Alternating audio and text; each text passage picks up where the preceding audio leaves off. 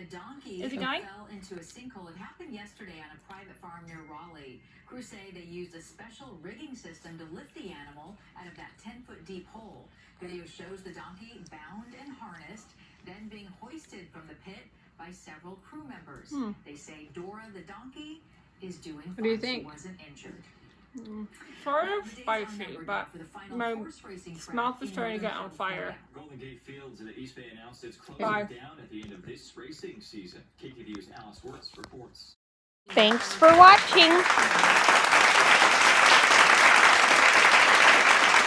Please be sure to like and subscribe if you haven't already.